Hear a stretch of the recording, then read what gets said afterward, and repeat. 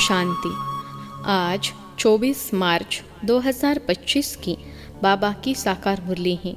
मुरली के महावाक्य हैं, मीठे बच्चे, यह ज्ञान तुम्हें शीतल बनाता है। इस ज्ञान से काम क्रोध की आग खत्म हो जाती है। भक्ति से वह आग खत्म नहीं होती। प्रश्न है, याद में मुख्य मेहनत कौन सी है? उत्तर है, बाप की याद में बैठते समय देह भी याद न आए। आत्म अभिमानी बन बाप को याद करो, यही मेहनत है।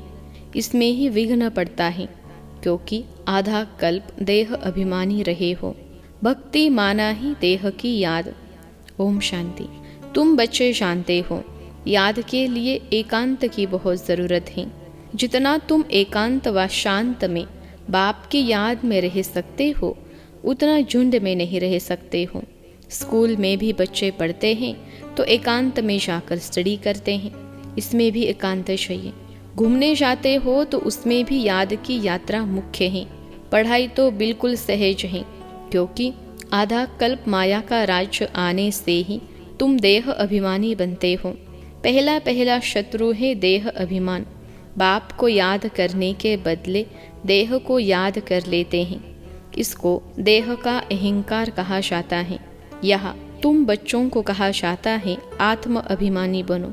इसमें ही मेहनत लगती है।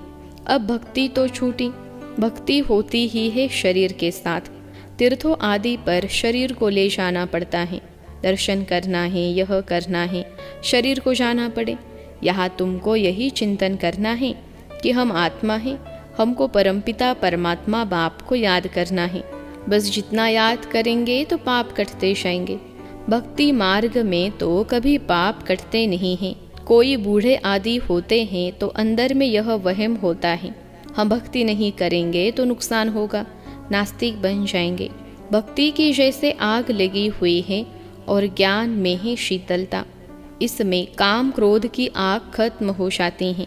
भक्ति मार्ग में मनुष्य कितनी भावना रखते हैं, मेहनत करते हैं।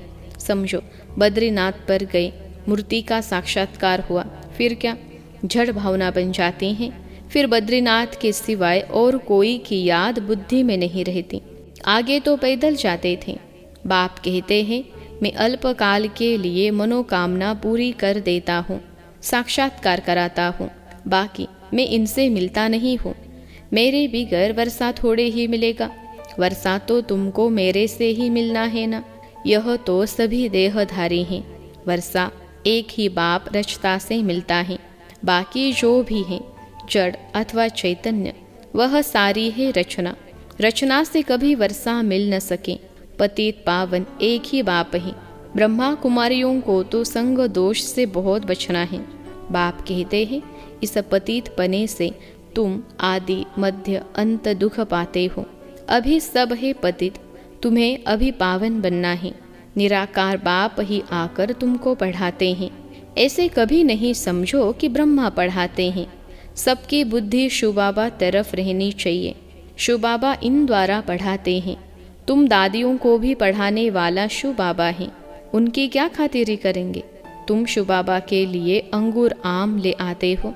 शिव बाबा कहते हैं, मैं तो अभोक्ता हूँ, तुम बच्चों के लिए ही सब कुछ है। भक्तों ने भोग लगाया और बांट कर खाया, मैं थोड़े ही खाता हूँ। बाप कहते हैं, मैं आता ही हूँ तुम बच्चों को पढ़ाकर पावन बनाने। पावन बनाकर तुम इतना ऊंच पद पाएंगे। मेरा धंधा यह है। कहते ही है शिव भगवानुवाच। ब्रह्मा भगवानुवाच तो कहते नहीं हैं, ब्रह्मावाच भी नहीं कहते हैं। भल यह भी मुरली चलाते हैं, परंतु हमेशा समझो शिव बाबा चलाते हैं। किसी बच्चे को अच्छा तीर लगाना होगा तो खुद प्रवेश कर लेंगे। ज्ञान का तीर तीखा गाया जाता है ना। साइंस में भी कितनी पावर है। बॉम्ब शादी का कितना धमाका होता है। तुम कितनी साइलेंस में रहते हो। साइंस पर साइलेंस विजय पाती हैं। तुम इस सृष्टि को पावन बनाते हो। पहले तो अपने को पावन बनाना है। ड्रामा अनुसार पावन भी बनना ही है। इसलिए विनाश भी नूंदा हुआ है। ड्रामा को समझकर बहुत हर्षित रहना चाहिए। अभी हमको जाना है शांति धाम। बाप कहते हैं, वह तुम्हारा घर है। घर में तो खुशी से जाना चाहिए ना। इसमें देही अभिमानी बनने की बहुत मेहनत करनी है। इस याद की यात्रा पर ही बाबा बहुत जोर देते हैं। इसमें ही मेहनत है।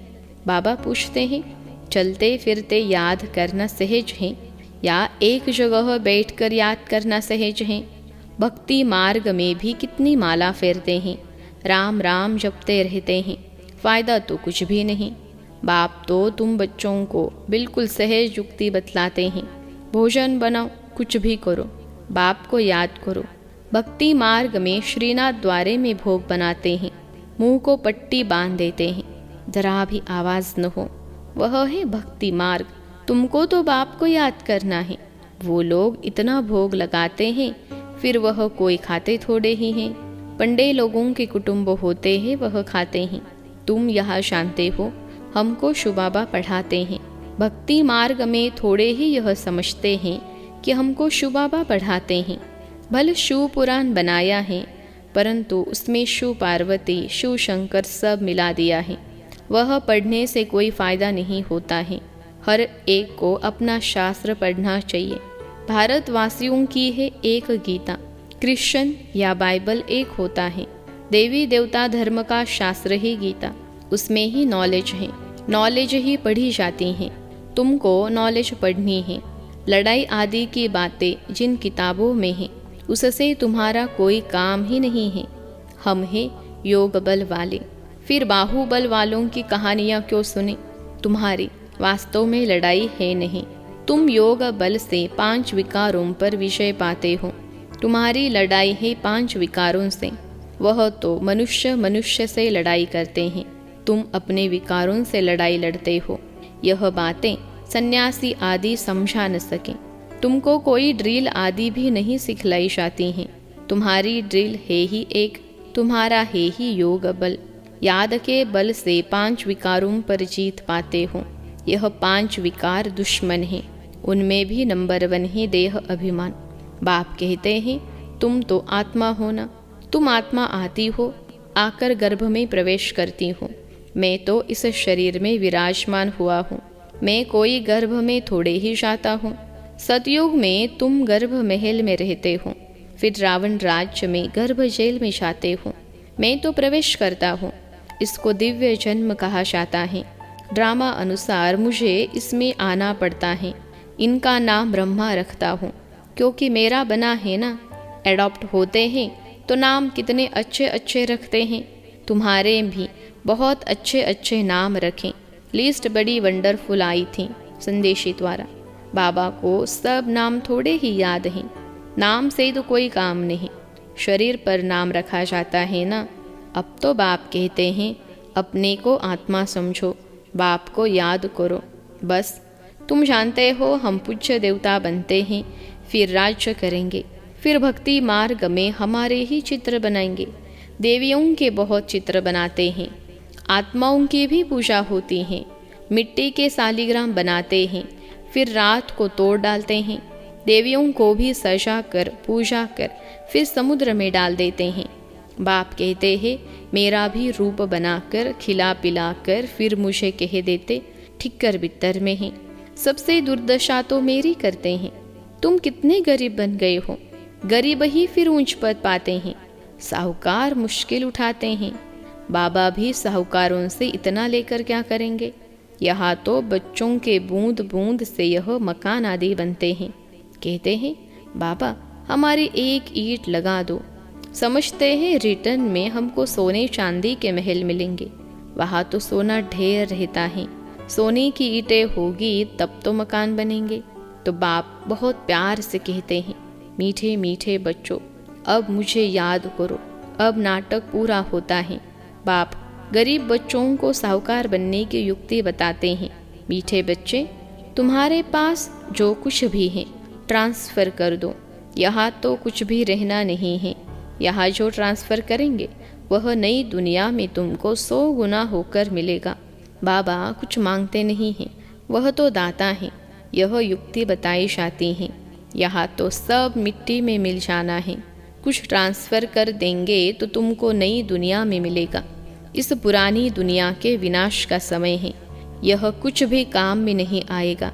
इसलिए बाबा कहते हैं, घर घर में यूनिवर्सिटी कम हॉस्पिटल खोलो, जिससे हेल्थ और वेल्थ मिलेगी, यही मुख्य है। अच्छा, मीठे मीठे सिखलते बच्चों प्रति माता पिता बाप दादा का याद प्यार और गुड मॉर्निंग। रूहानी बाप की रूहानी बच्चों को नमस्ते। हम रूहानी बच्चों की सिखलते रूहानी माता पिता बाप दादा को याद प्यार, गुड मॉर्निंग और नमस्ते बाबा नमस्ते। रात्रि क्लास, तारीख है 12 मार्च 1968। इस समय तुम गरीब साधारण माताएं पुरुषार्थ करके ऊंच पद पा लेती हो। यज्ञ में मदद आदि भी माताएं बहुत करती हैं। पुरुष बहुत थोड़े हैं जो मददगार बनते हैं। माताओं को वारिस बने का नशा नहीं रहता, वह बीज बोती रहती, अपना जीवन बनाती रहती। तुम्हारा ज्ञान है यथार्थ, बाकी है भक्ति। रूहानी बाप ही आकर ज्ञान देते हैं। बाप को समझे तो बाप से वर्षा जरूर लेवे। तुमको बाप पुरुषार्थ कराते रहते हैं, समझाते रहते हैं। टाइम वेस्ट मत करो। बाप जानते हैं कोई अच्छे पुरुषार्थी है तो कोई मीडियम, कोई थर्ड। बाप से पूछे तो बाबा झट बता दे तुम फर्स्ट हो या सेकेंड हो या थर्ड हो। किसको ज्ञान नहीं देते हो तो थर्ड क्लास ठहरे। सबूत नहीं देते तो बाबा जरूर कहेंगे ना। भगवान आकर जो ज्ञान सिखलाते हैं वह फिर प्रायलोप हो जाता है, यह किसको भी पता नहीं है। ड्रामा के प्लान अनुसार यह भक्ति मार्ग है, इनसे कोई मुझे प्राप्त नहीं कर सकता। सतयुग में कोई जा नहीं सकता। अभी तुम बच्चे पुरुषार्थ कर रहे हो, कल्प पहले मिसल जितना जिसने पुरुषार्थ किया है उतना करते रहते हैं। बाप समझ सकते हैं अपना कल्याण कौन कर रहे हैं। बाप तो कहेंगे रोज इन लक्ष्मी नारायण के चित्र के आगे आकर बैठो। बाबा आपकी श्रीमत पर यह वर्षा हम जरूर लेंगे। आप सामान बनाने की सर्विस का शौक जरूर चाहिए। सेंटर्स वालों को भी लिखता हूँ, इतने वर्ष पढ़े हो, किसको पढ़ा नहीं सकते हो तो बाकी पढ़े क्या हो। बच्चों की उन्नति तो करनी चाहिए ना। बुद्धि में सारा दिन सर्विस के ख्याल चलने चाहिए। तुम वानप्रस्थी हो ना। वानप्रस्थियों के भी आश्रम होते हैं। वानप्रस्थियों के पास जाना चाहिए। मरने के पहले लक्ष्य तो बता दो। वाणी से परे तुम्हारी आत्मा जाएगी कैसे। पतित आत्मा तो जा न सके। भगवानुवाच मामेकम याद करो तो तुम वानप्रस्थ में चले जाएंगे। बनारस में भी सर्विस रह रहे। बहुत साधु लोग काशीवास के लिए वहाँ रहते हैं। सारा दिन कहते रहते हैं शिव काशी विश्वनाथ गंगा। तुम्हारे अंदर में सदैव खुशी की ताली बजती रहनी चाहिए। स्टूडेंट होना, सर्विस भी करते हैं, पढ़ते भी हैं। बाप को याद करना है, वर्षा लेना है। हम अब शिव बाबा के पास जाते हैं। यह मन मना भव है, परंतु बहुतों को याद रहती नहीं है। झरमुई झगमुई करते रहते। मूल बात है याद की। याद ही खुशी में लाएगी। सभी चाहते तो हैं कि विश्व में शांति हो। बाबा भी कहते हैं उन्हें समझाओ कि विश्व में शांति अब स्थापन हो रही है। इसलिए बाबा लक्ष्मी नारायण के चित्र को जास्ती महत्व देते हैं। बोलो यह दुनिया स्थापन हो रही है जहाँ सुख शांति पवित्रता सब था। सभी कहते हैं विश्व में शांति हो। प्राइज भी बहुतों को मिलती रहती हैं। वर्ल्ड में पीस स्थापन करने वाला तो मालिक होगा ना। इन्हों के राज्य में विश्व में शांति थी। एक भाषा, एक राज्य, एक धर्म था। बाकी सभी आत्माएं निराकारी दुनिया में थीं। ऐसी दुनिया किसने स्थापन की थी? पीस किसने स्थापन की थी? फॉरेनर्स भी समझेंगे यह पैराडाइज था, इन्हों का राज्य था। वर्ल्ड में पीस तो अब स्थापन हो रही है। बाबा ने समझाया था प्रभात फेरी में भी यह लक्ष्मी नारायण का चित्र निकालो, जो सभी के कानों में आवाज पड़े कि यह राज्य स्थापन हो रहा है। नरक का विनाश सामने खड़ा है। यह तो जानते हैं ड्रामा अनुसार शायद देरी है। बड़ों बड़ों के तकदीर में अभी नहीं है, फिर भी बाबा पुरुषार्थ कराते रहते हैं।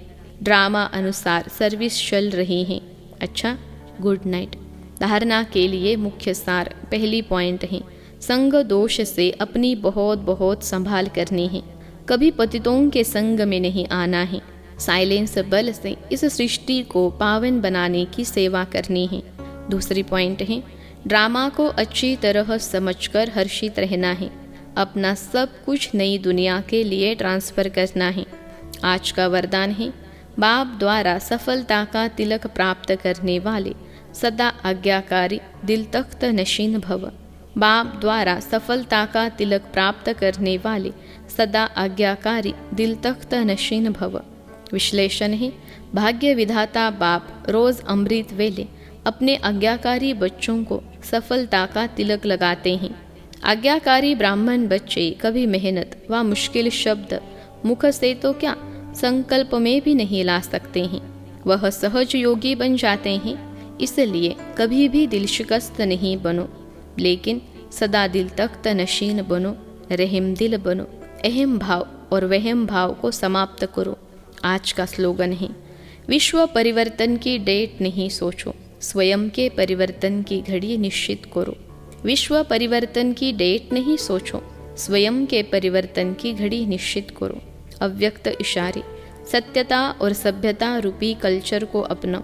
जो प्यूरिटी की पर्सनैलिटी से संपन्न रॉयल आत्माएं हैं, उन्हें सभ्यता की देवी कहा जाता है। उनमें क्रोध विकार की इम्प्यूरिटी भी नहीं हो सकती। क्रोध का सूक्ष्म रूप ईर्ष्या, द्वेष, घृणा भी अगर अंदर में है तो वह भी अग्नि है जो अंदर ही अंदर जलाती है। बाहर से लाल पीला नहीं होता, लेकिन काला होता है। तो अब इस कालेपन को समाप्त कर सच्चे और साफ बनो। अच्छा, ओम शांति।